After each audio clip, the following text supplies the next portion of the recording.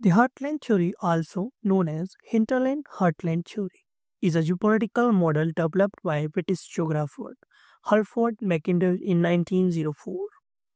It is a geopolitical concept that emphasizes the strategic importance of the central part of Eurasia, which is known as the heartland. This theory describes the relationship between geography, politics, and economic power.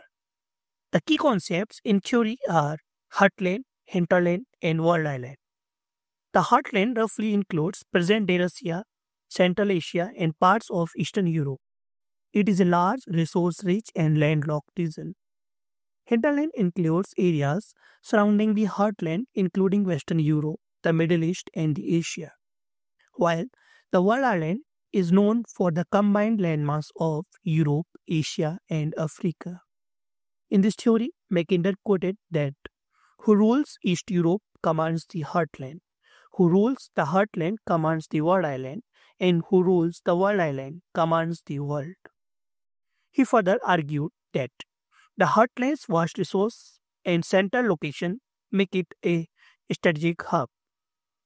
The heartland is protected by natural barriers like mountains and rivers, and it is difficult to invade.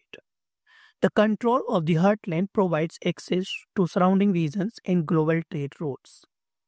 In real world, the applications of the theory are that it is applicable in international relations and diplomacy, geopolitical risk assessment, global economic strategy, military strategy, and defense planning. The theory was criticized for being too deterministic and oversimplifying global power dynamics. It underestimated the importance of naval power and the influence of other regions like North America and Southeast Asia.